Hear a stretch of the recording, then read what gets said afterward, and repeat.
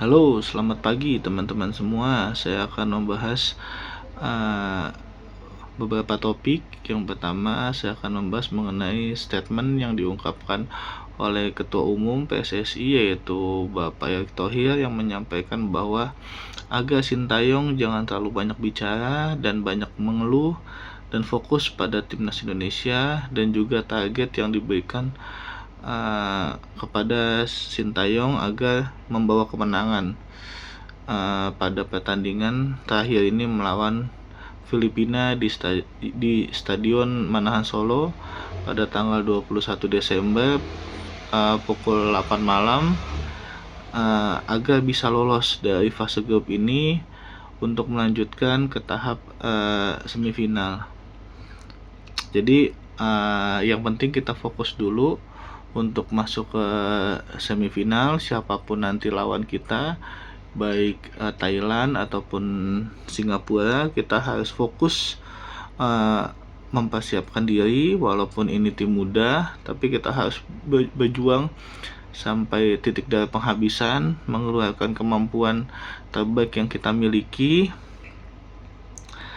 Karena saya melihat beberapa waktu ke belakang di media sosial, semenjak Indonesia kalah melawan Vietnam dan ditahan imbang oleh Laos, banyak yang menyalahkan Sintayong dan Pak Erick Thohir. Padahal kalau kita melihat timnas kita merupakan timnas muda, dia masih banyak butuh jam terbang, di mana mereka tidak selalu membawa kemenangan, pasti mereka juga akan membawa kekalahan juga. Untuk itu kita perlu untuk terus mendukung mereka supaya pada saat pertandingan mereka bisa fokus pada laga terakhir nanti, dan tidak disibukkan dengan komentar-komentar negatif dari para fans. Untuk kita juga bisa memberikan motivasi para pemain agar mereka bisa mengeluarkan kemampuan terbaik mereka nanti gitu. Selanjutnya, pada pertandingan nanti Marcelino Ferdinand sudah bisa dimainkan melawan Filipina nanti. Biasanya kan posisi yang dimainkan oleh Marcelino Ferdinand berada di belakang striker. Kalau STY menggunakan dua penyerang, yaitu biasanya dia menggunakan Rafael Struijk dan Hoki Caraka, maka Marcelino kemungkinan besar akan berada di posisi belakang. Namun yang menjadi kendala ialah lini tengah. Walaupun kita sudah memiliki Arkan Fikri, di mana dia hanya lebih bermain box to box, sedangkan yang diperlukan oleh Indonesia ialah pengatur serangan yang memiliki visi bermain seperti Tom Hay. Ini menjadi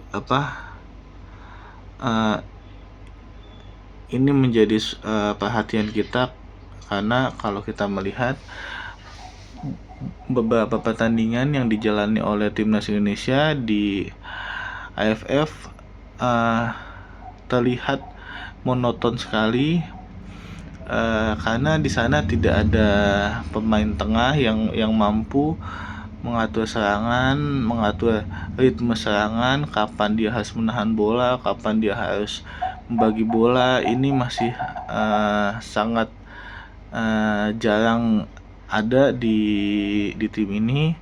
Ini yang menjadi kesulitan bagi timnas Indonesia saat ini. Sebenarnya posisi ini bisa dilakukan oleh Marcelino Ferdinand, tapi ketika Marcelino Ferdinand turun ke bawah, berarti yang harus mengganti posisi di depan ini siapa gitu kan. Mungkin bisa dicoba Ronaldo Kuate untuk membantu dua striker di depan. Tapi menurut saya juga Ronaldo Kuate juga masih kurang kemampuannya dibandingkan dengan Marcelino Ferdinand. Oleh sebab itu, apabila Sintayong tetap memaksakan menggunakan striker 2 back dan di belakang Marcelino, maka dia akan sangat kelelahan sekali karena dia harus turun dan naik. Dia harus mendistribusikan bola, harus membantu penyerangan, ini yang menjadikan Marcelino mudah kelelahan, bahkan rawan cedera. Kalau seandainya ada Ivar Jenner, ini sedikit membantu kita, di mana dia mampu mengatur serangan, dia memiliki visi bermain, dia tahu kapan harus menahan bola, kapan harus ngasih umpan. Kalau misalkan dia ada, ini sangat membantu sekali timnas kita, karena kita sangat membutuhkan sosok dia. Namun hingga saat ini belum ada info mengenai Ivar Jenner, apakah dia bisa bergabung. Kemarin sempat ada info kalau dia bisa join dengan timnas, tapi hingga saat ini belum ada info lebih lanjut, padahal kita sangat membutuhkan dia untuk pertandingan terakhir. Selain itu, di posisi tengah juga kita ada Zanadin Faris. Kalau menurut saya Zanadin Faris itu masih sangat kurang, karena dia mudah sekali kehilangan bola, mudah sekali direbut bolanya oleh musuh. Ini menjadi suatu kerugian bagi timnas Indonesia, karena selain mudah kehilangan bola, dia juga kadang salah memberikan umpan kepada temannya. Ini jangan sampai kita kecolongan, karena timnas yang kita lawan ini, timnas Filipina, adalah timnas senior, dimana yang bertanding melawan kita waktu tahun kedua kualifikasi Piala Dunia. Ini jangan sampai kita lengah, karena timnas senior kita aja hanya mampu menang 2-0 dan 1-0. Ini menjadi perhatian kita.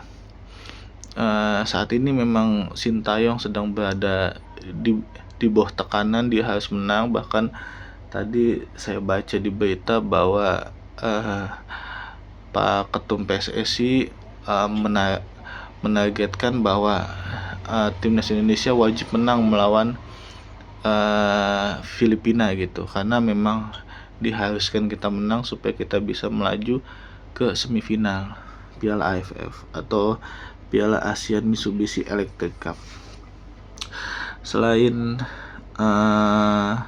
berita mengenai timnas yang bermain di Asia Mitsubishi Electric Cup, saya akan memberikan info lain mengenai timnas U20, mengenai proses naturalisasi dari tim Gapens dan Dion Max, di mana mereka dipersiapkan untuk Piala Asia U20 yang akan dilaksanakan pada 12 Februari hingga 1 Maret.